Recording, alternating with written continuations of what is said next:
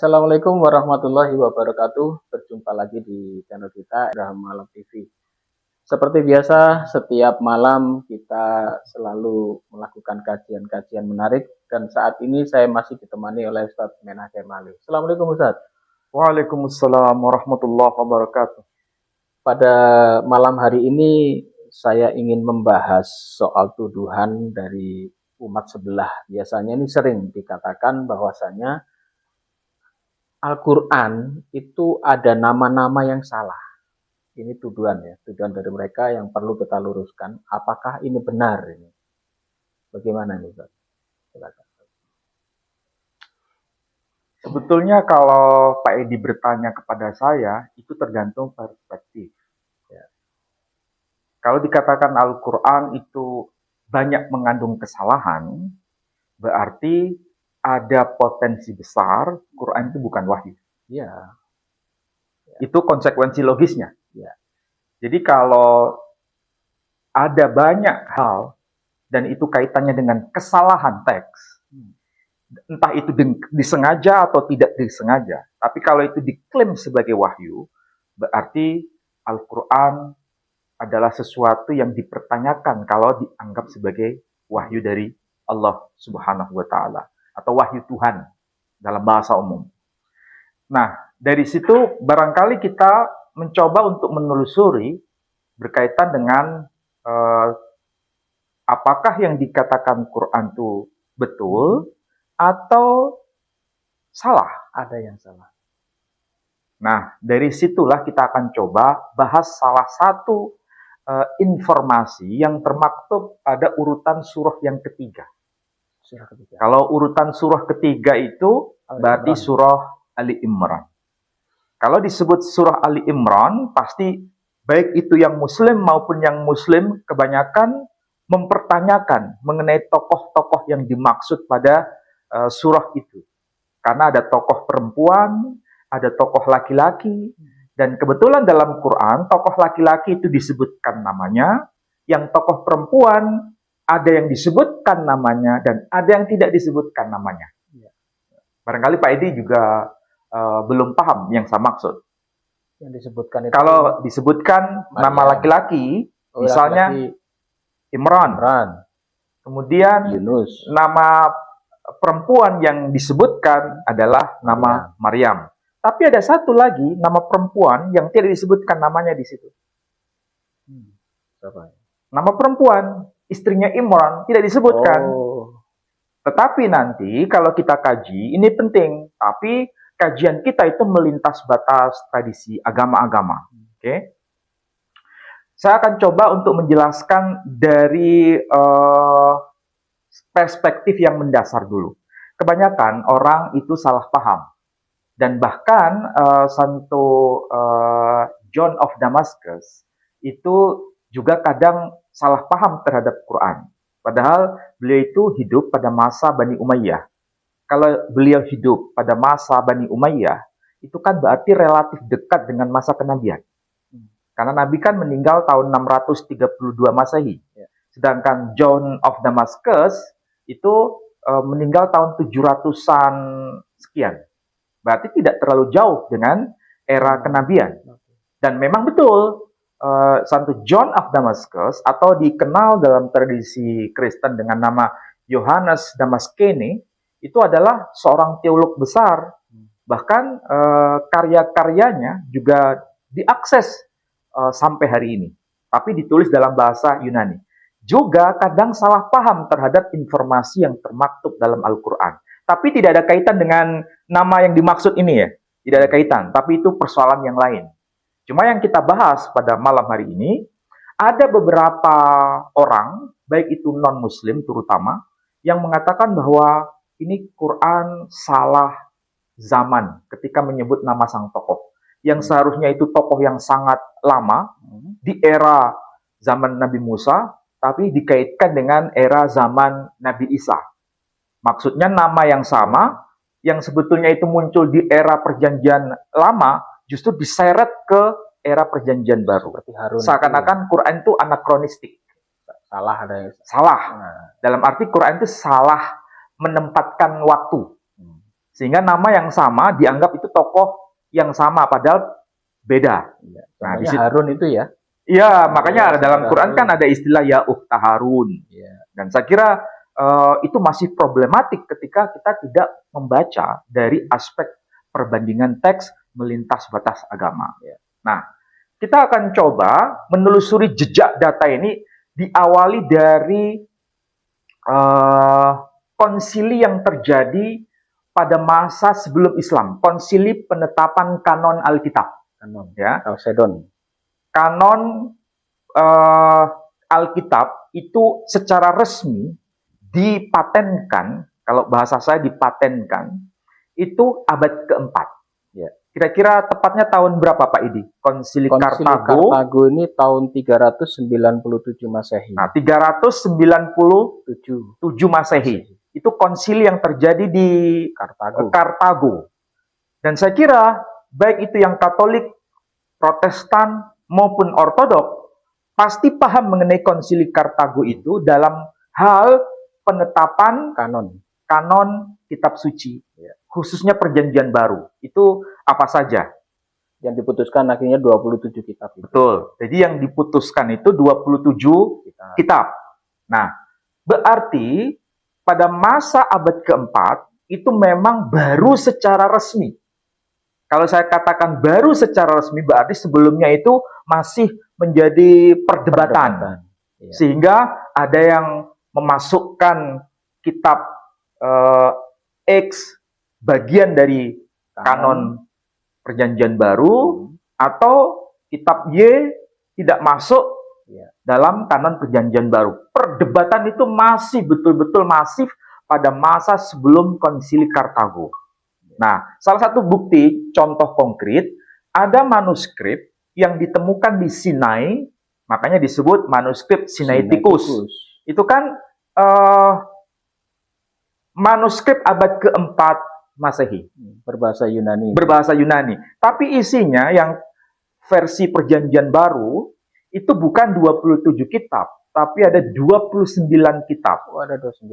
Jadi persis 27 kitab yang kita lihat seperti sekarang, tapi ada plus 2 kitab lagi, yakni Surat Barnabas dan Gembala Hermes. Jadi Surat Gembala Hermes. Jadi ada tambahan 2 kitab di dalam Kodeks Sinaiticus. Tetapi ini beda dengan keputusan yang ada di Konsili Kartago. Artinya secara sederhana, Konsili Kartago itu memastikan dan sekaligus meresmikan kitab-kitab apa saja yang menjadi bacaan resmi sekaligus diakui sebagai wahyu otentik dalam konteks Perjanjian Baru. Nah, kalau kita sudah paham bahwa Konsili Kartago itu terjadi pada abad keempat, berarti dokumen-dokumen sebelum era itu menjadi konsumsi publik menurut komunitas Kristen yang beragam.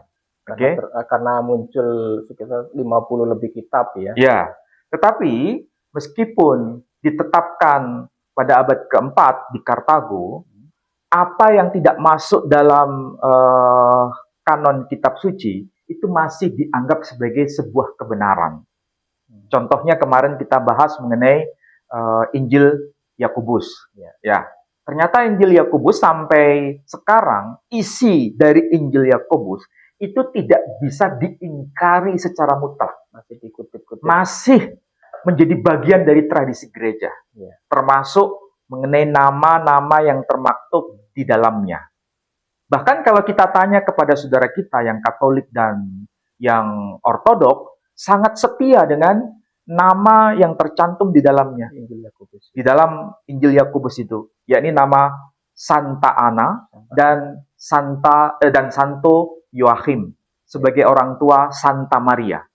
Bahkan Pak Edi juga mengenal nama itu kan? Ya, kemarin jadi pembahasan rame saat Amerika terbakar karena itu disebut angin Santa Ana. Iya, betul. Namanya angin Santa Ana. Dan memang dari nama Santa Ana Dan nama itu memang muncul ada di Injil Yakobus. Dan Injil Yakobus itu sudah eksis paling akhir itu abad kedua Masehi. Artinya jauh sebelum terjadinya konsili Kartago Sudah ada Injil. sudah ada penyebutan nama itu. Oke?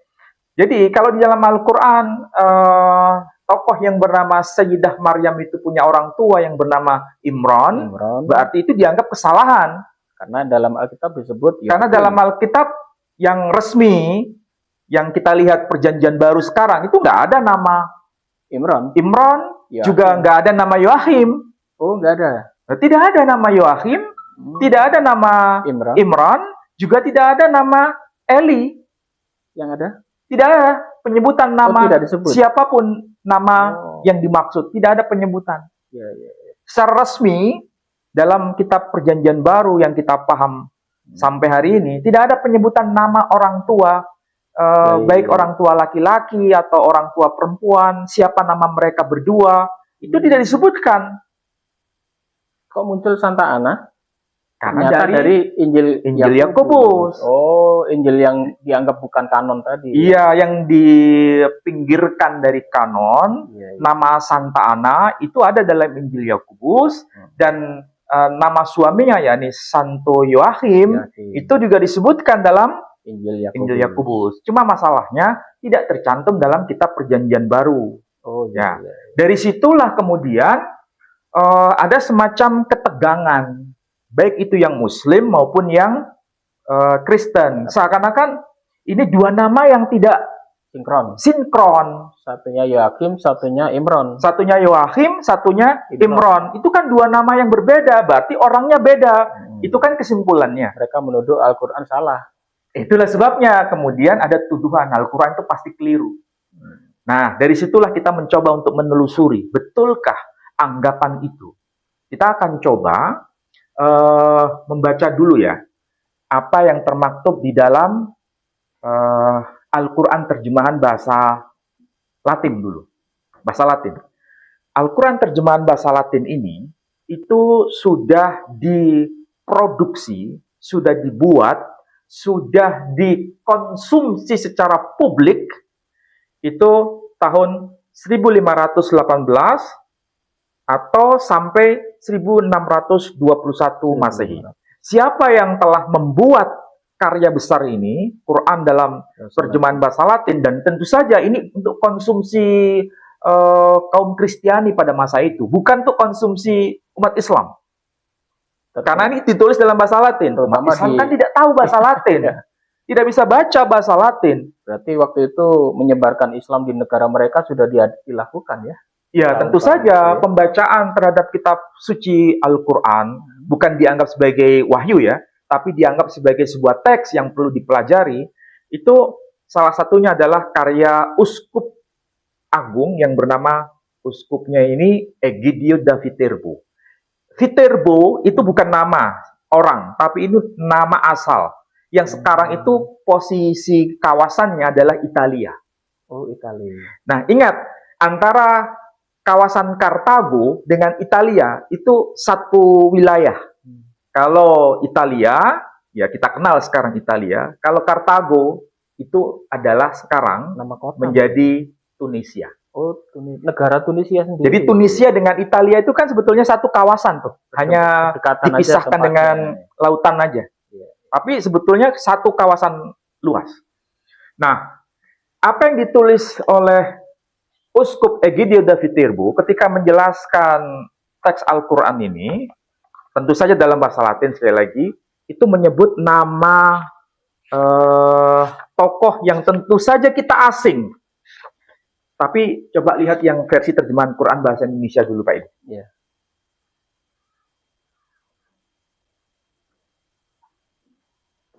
Surah Al-Imran, ayat yang ke-35. Al-Imran ayat yang ke-35. Ingatlah ketika istri Imran berkata, "Ya Tuhanku, sesungguhnya aku bernazar kepadamu, apa janin yang dalam kandunganku ini kelak menjadi hamba yang mengabdi kepadamu, Maka terimalah nazar itu dariku. Sungguh engkaulah yang maha mendengar, maha mengetahui.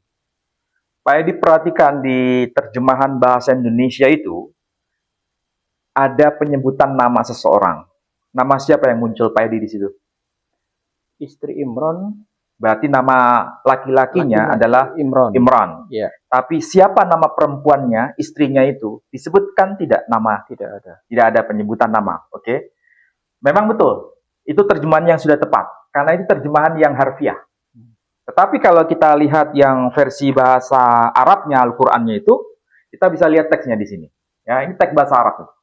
Ilqalatimra'atu Imran. Arti harfiahnya, ingatlah tatkala istri Imran telah berkata. Jadi, istri Imran telah berkata.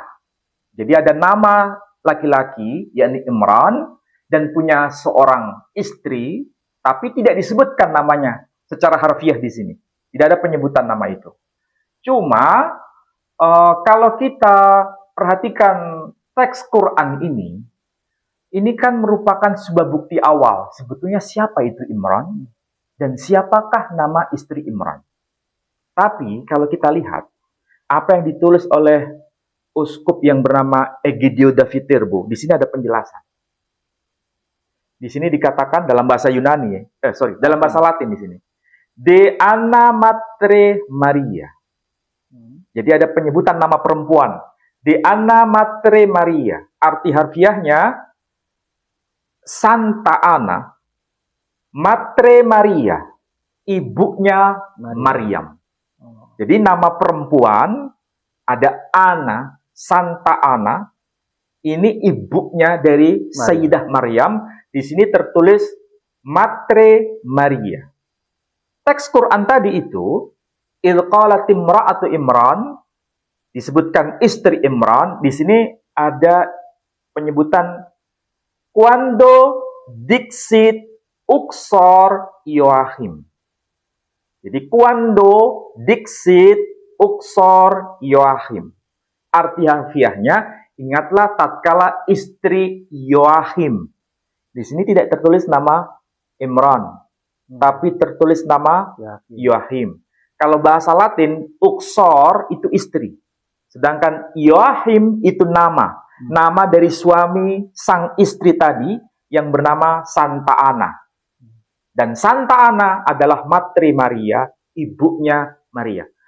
Kita pasti bertanya Pak Edi, kepada sang tokoh yang bernama Egidio da Viterbo, sebagai seorang uskup.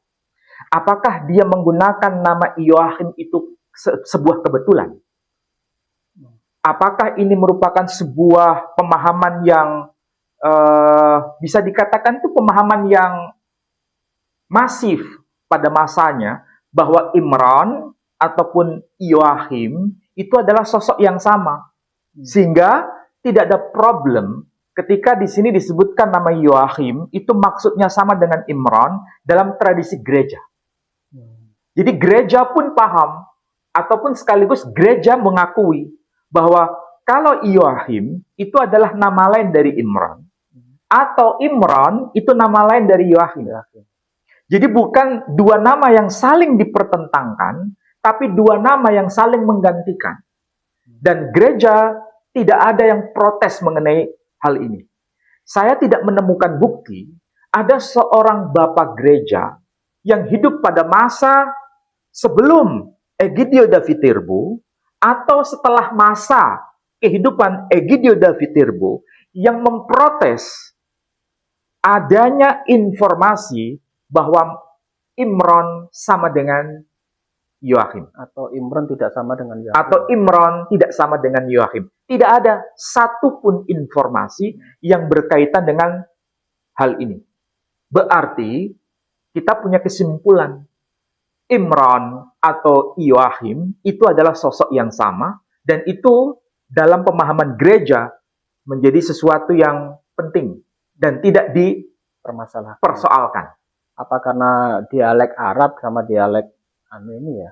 Ya, saya harus paham, dan kita pun semua harus paham, bahwa Imran ataupun Joachim itu sebetulnya sama-sama bahasa Semitik. Hanya saja, kalau Imran itu adalah bentuk adopsi dari istilah bahasa Ibrani atau dari istilah bahasa Aram, dari kata